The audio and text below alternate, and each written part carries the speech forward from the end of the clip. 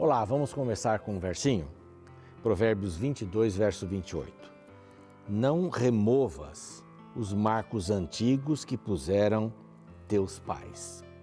Esse verso aqui fala um pouquinho sobre tradições, não é? É muito simples a gente dizer assim, isso aí não funciona, isso era coisa do passado e tal. Mas a gente deveria trabalhar um pouquinho mais com tradições, né? Nós tínhamos uma tradição na família até meu pai morrer. Quando ele morreu, nós perdemos essa tradição. E vem outras tradições, mas eu gostava muito. Quinta-feira era dia de macarronada. Meu pai é italiano, né? E nós somos italianos lá. Quinta e domingo, a família não podia nem pensar em você comer na sala, assistindo televisão, mas nem pensar nisso. Nós tínhamos uma televisão branca e preto, né? Telefunken grande e tal. Mas não podia pensar, era a mesa. Meu pai tinha um lugar dele para sentar. Nós não fazíamos oração, não era o costume da casa fazer oração. Mas meu pai sentava à mesa, minha mãe sentava do outro lado para poder servir, facilitar ali a comida. Nós sentávamos os três irmãos. Também era macarrão, mas era uma comida especial. Domingo era esperado. E vinham os tios, os parentes. O italiano gosta muito disso, né? Tradições, não perca as tradições. Tem algumas tradições na sua família, vale a pena. É o culto de pôr do sol, sei lá, um momento especial, um parque cada mês, ali um dia, tal, se reúne, vale a pena. Vale a pena. Esse é o programa Reavivados por Sua Palavra. E a gente aprende muita coisa na Palavra de Deus. Olha, até isso, tradições para a família. Não vamos tirando os marcos do passado, não, vamos deixá-los ali. Isso é importante, há crescimento na vida. Quero convidar você para estar com a gente no YouTube, se é que você não está assistindo pelo YouTube, né? Se inscrever no YouTube, nosso canal Reavivados por Sua Palavra, NT. Estamos também no Deezer, no Spotify, no NT Play.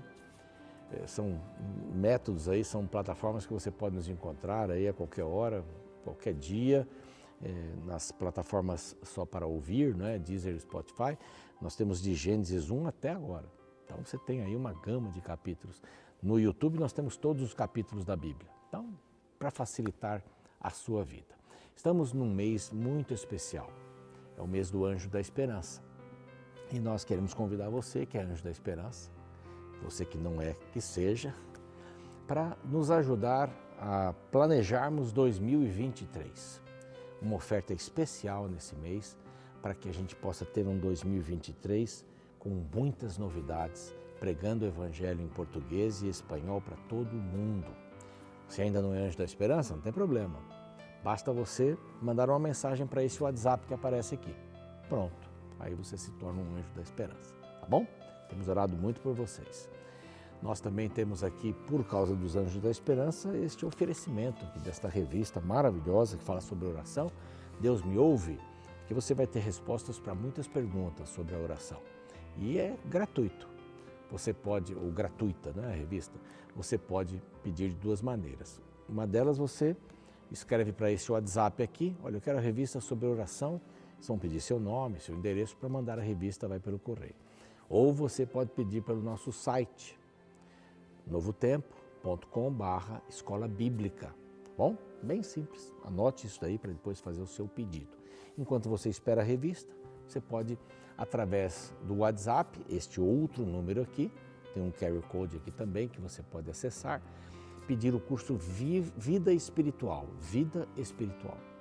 E ele aparece na hora ali no seu celular e você já começa a fazer o curso. Não é lindo isso? Experimente. Nós vamos para um rápido intervalo.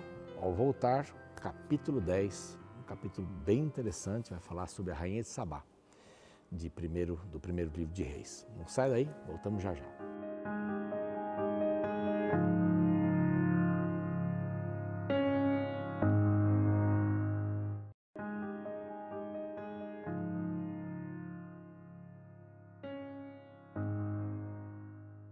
Pois bem, já estamos de volta com o programa Reavivados por Sua Palavra. Que bom podermos estar juntos para estudarmos agora o capítulo 10 do primeiro livro dos Reis. A história dos reis que começa com Salomão, né? Um livro que tem o objetivo de mostrar que Deus está no controle. Mesmo que tudo pareça assim atrapalhado, Deus está no controle. Isso é uma segurança muito grande. Isso é muito forte para todos nós. Deus está no controle. Essa é a ideia geral do livro. Deus está no controle de Israel. Está indo bem, não tem adversidade, não tem inimigos, tem dinheiro, tem uma porção de coisas. Vamos ver aqui algumas coisas que a rainha de Sabá viu também do reino. Saiu maravilhada, né, com os olhos arregalados do que via da sabedoria de Salomão e tudo mais, etc. Mas daqui a pouco Salomão começa a se desviar, porque o grande problema dele, muitos casamentos, muitos deuses das suas esposas, e Deus disse: não se case com pessoas que são diferentes nesse sentido, que vão trazer os seus deuses para vocês adorarem. Não façam isso. E ele se casou, deu um péssimo exemplo. Israel viveu um momento bastante ruim, né, de apostasia espiritual. Então, mesmo que as coisas estejam ruins, Deus está no controle. Por mais que seja linda a vida de Salomão em um período de prosperidade financeira, de estabilidade, de paz com as outras nações, não tem histórias de guerra, né? Davi tem muita guerra e os outros também. Então ele estava tranquilo, mas não estava. Alguma coisa estava acontecendo. Daqui a pouquinho a gente vai saber sobre isso. No último capítulo, nós vimos sobre essa Salomão, né? Decepciona um amigo. Vimos aqui um pouquinho da casa de responsabilidade, todas as coisas que precisavam ser feitas. E agora o capítulo 10 ele tem 2 bloquinhos. O primeiro bloco começa no capítulo 9. A partir do verso 26, né? Salomão amplia sua influência. Com Irão, ele vai até Ofir e começa a trazer ouro de Ofir. Ele aprende as questões de navegação, não é? E trabalha nessa direção. Havia portos que ele podia utilizar, né? Os filisteus estavam dominados e outros povos também podiam usar esses portos desses camaradas ali. Bom, mas aqui fala de uma visita especial. A influência de Salomão começa a ser ampliada no mundo. Quem é esse camarada? Como é que ele sabe tanta coisa? E uma visita ilustre, a rainha de Sabá faz uma visita e ela traz consigo uma quantidade de presentes imensa. Ela tinha um montão de perguntas para fazer para Salomão. Vamos ao texto aqui, verso 1. Tendo a rainha de Sabá ouvido a fama de Salomão, com respeito ao nome do Senhor, veio prová-lo com perguntas difíceis. Vamos ver se esse camarada sabe mesmo. Eu quero ver se ele sabe. Mas aqui tem alguma coisa com Deus, né? A fama de Salomão com respeito ao nome do Senhor, quer dizer, aqui a fama de Salomão estava ligada, ela ouviu falar da fama ligada ao nome do Senhor. Sabedoria, o Senhor deu para ele. Riqueza, o Senhor tem dado para ele. Paz, não tendo inimigos, o Senhor deu isso para ele. Não tem adversidades, o Senhor deu isso para ele. Então era bem simples. E essa foi a visão da rainha de Sabá ao visitá-lo. Chegou a Jerusalém, olha, com uma grande comitiva. Camelos carregados de especiarias, muitíssimo ouro, pedras preciosas. Compareceu perante Salomão e lhes expôs tudo o que trazia em sua mente. Agora vamos ver aqui na sequência. Ela abriu logo o coração. Eu quero conhecer logo a capacidade desse homem e ver mesmo se é assim. O verso 3 diz assim: Salomão lhe respondeu a todas as suas perguntas. E não houve profundo demais que não pudesse explicar. Imagina um camarada assim. E você se assenta com ele e tem resposta para tudo. De quem era o poder? De Deus. Porque ela ouviu lá atrás, né? A fama de Salomão com respeito ao nome do Senhor. Estava ligada a fama de Salomão com o nome do Senhor. E aqui ela vem e vê e ouve uma sabedoria profundíssima. E o que ele diz aqui assim, não tinha nada profundo demais para ele não poder explicar. Vendo, pois, a rainha, verso 4 de Sabá, toda a sabedoria de Salomão, então lá, sabedoria de Salomão, a casa que edificara, e ela vai em detalhes, hein? A mulher é mais detalhista, né? A comida da sua mesa, o lugar que os seus oficiais estavam trabalhando e viviam, o serviço dos seus criados, os trajes dos seus criados, uniforme, os trajes dos seus criados, os seus copeiros e o holocausto que oferecia na casa do Senhor. Há uma expressão bíblica aqui, ela ficou fora de si. Ela ficou fora de si. Como pode alguém ser tão organizado, tão sábio? Como podem as pessoas que trabalham com ele ter essa alegria, essa disposição para o trabalho? Então, Salomão, pelo que a gente entende aqui, ele valorizava o trabalho das pessoas, por mais humilde fosse. Ela ficou fora de si. Ela ficou fora de si. Agora, a grande pergunta. Ela ficou fora de si e continuou pensando assim, ele tem essa parceria com Deus? Tem essa parceria com Deus?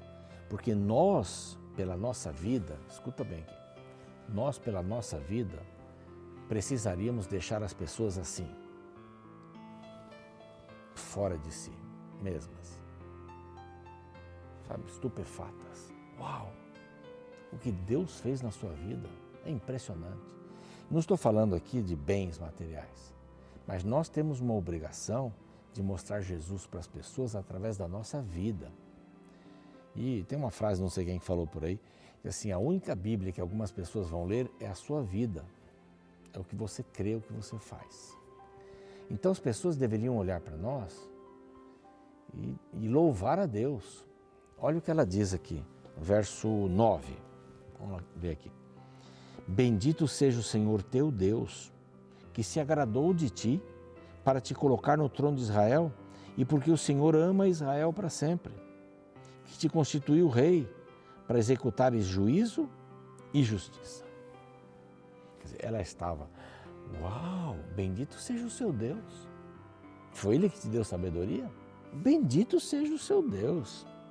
Bendito seja o seu Deus. E disse ao rei, foi verdade a palavra que a teu respeito ouvi na minha terra, a respeito da tua sabedoria, e contudo não cria nelas, até que vim e vi com os meus próprios olhos, eis que não me contaram a metade. Olha só, felizes os teus homens, felizes estes teus servos, que têm dignidade, são tratados com dignidade. Olha que legal. Os servos tratados com dignidade, chamam a atenção de alguém que não conhecia Deus. Só sabia que o Deus dele tinha dado sabedoria para ele. Então, esse é um versinho que eu gosto bastante. Felizes os seus homens, os teus servos, que estão sempre diante de ti e ouvem a sua sabedoria. São felizes. E olha como eles são tratados. E aí ela fala, então, bendito o teu Deus. Ela não diz meu Deus, nem nosso Deus, o teu Deus. Agora, a gente tem que criar esse uau, mas as pessoas têm que entender quem é Deus, têm que saber quem é Deus, têm que ser levadas para Deus, isso é muito importante. Nesse momento, ela deu ao rei 4,5 toneladas de ouro, muitas especiarias, né, coisas diferentes de comida e tudo mais, de cheiro, de perfumaria e tal, pedras preciosas. Nunca mais veio especiarias em tanta abundância como a que a rainha de Sabá ofereceu ao rei Salomão. Era muita coisa. Você percebe que ela ficou encantada. Bom, também as naus de Irão, aqui ele deixa de falar um pouquinho dela, faz um comentário, que transportam ouro de Ofir, traziam de lá grande quantidade de madeira de sândalo e pedras preciosas. E Salomão usou esse material para fazer os balaústres. Balaústre é aquela cerquinha que tem assim na escada, num andar superior, que tem aí uma varanda, é aquela cerca assim, fazem pilares até de concreto e tal. É balaústre. Ele fez isso de madeira de sândalo. É uma madeira que ele nunca mais, que ele nunca conhecia e ninguém tinha experimentado essa madeira extraordinária até aquele dia. O rei Salomão deu à rainha de Sabá, verso 13, tudo quanto ela desejou e pediu. afora tudo que lhe deu por sua generosidade real. Assim, voltou e se foi para a sua terra com os seus servos. Como é que ela chegou lá? O que ela falou? A gente queria saber tanto isso. Como é que ela falou? Olha, é impressionante a sabedoria desse homem. O que esse homem faz? Veja uma coisa. Olha que coisa extraordinária. Ou ela chegou dizendo assim, olha, ele tem uma parceria com Deus muito grande mesmo. Tem uma parceria incrível. Você vê os servos deles, a roupa que eles usam, a grife, a marca que eles têm. Estão sempre numa estica, sorridentes, bem tratados. Seus oficiais, seus copeiros, as pessoas simples que trabalham para eles são muito bem tratadas. E deve ser porque ele está assim com Deus. Assim ela deveria chegar. Ela ficou de olhos arregalados, ficou fora de si, de tanta sabedoria. Essa sabedoria de Salomão, os bens de Salomão, os seus empregados, tudo isso deveria levar essa mulher a dizer assim, que Deus maravilhoso é esse, eu quero para a minha vida também. Tudo que venhamos a fazer também tem que ter esse propósito. A gente tem que pensar muito bem, né? Tem gente que compra tanta coisa, nunca vai usar. Nunca vai usar. Conversei com uma pessoa uma vez numa viagem, ela disse que tinha muito gado lá no norte, muito gado. Falei, quantas cabeças de gado o senhor tem? Nem sei. E acabei de comprar outra fazenda. O senhor vai muito para lá? Não, não vou. Tem fazenda que eu nunca fui. Interessante, né? Eu tenho isso, tenho aquilo, que ele vinha falando, eu tenho isso, tenho aquilo, eu não tinha nem casa própria naquele tempo, né? Eu tenho isso, tenho aquilo, as pessoas se sentem bem, né? Falando o que tem, o que fazem, o que são, o cargo que ocupam, mas o mais importante da nossa vida é se nós conseguimos passar para as pessoas o Cristo. Você pode ter muito dinheiro, sem problema, desde que você passe o Cristo. Você pode ter uma vida confortável, sem adversidades, passe o Cristo para as pessoas. Essa é a nossa função, esse é o nosso objetivo missionário, é a nossa missão aqui. Bom, aí vai falar sobre a riqueza dele, o trono dele, pela madrugada, como diria meu pai, pela madrugada. Não era tudo de ouro, o trono dele tinha 12 leões assim na subida, uma escada, as taças dele eram de ouro também, e aqui assim, não havia prata, não tinha prata, prata era muito simples. Não tinha prata, era tudo de ouro. Verso 21 fala isso, né? E ele tinha uma frota de navios, ele disse que de 3 em 3 anos ia buscar ouro, prata, marfim, os bugios eram macacos, pavões. Ele queria enfeitar também, queria ter um zoológico ali, né? E o verso 23 diz assim, assim o rei Salomão excedeu a todos os reis do mundo, tanto em riqueza como em sabedoria. Todo o mundo procurava ir ter com ele para ouvir a sabedoria que Deus lhe pusera no coração. Cada um trazia presentes e tal, roupas, etc. Fala aqui dos cavalos que ele comprava, o quanto custava cada carro, cada cavalo, né? E cada carro também, etc. Os cavalos vinham da Sicília, do Egito, tudo isso é muito interessante, né? Agora a grande pergunta é essa, eles tinham esse pensamento que está aqui, olha, todos vinham a ele para ouvir a sabedoria que Deus lhe pusera no coração. Se for isso, ou se tenha sido isso, ótimo. Porque é isso que a gente tem que mostrar. Quem lhe deu essa sabedoria? Foi Deus. Deus me deu essa sabedoria. E esses bens todos? Foi Deus. Foi Deus. Há pessoas que têm muita facilidade, né, de ganhar dinheiro, nossa, está sempre comprando. Tem muita facilidade. Tem outros que têm que lutar mais. Não importa. Não é o que você tem, é o que você é. E o fim de tudo isso é o que você transmite. Se você transmite essa paz, se você transmite essa segurança diante de Deus, como empresário, o mundo está caindo, você está em paz. Ok. Você se precaveu, você ajuntou, você guardou. Está em paz. Você transmite Cristo para as pessoas, em qualquer circunstância da vida. Que Deus lhe abençoe, que possamos levar essas circunstâncias para as pessoas que nos cercam, né? Cristo. Eu represento Cristo. Serei Cristo para você.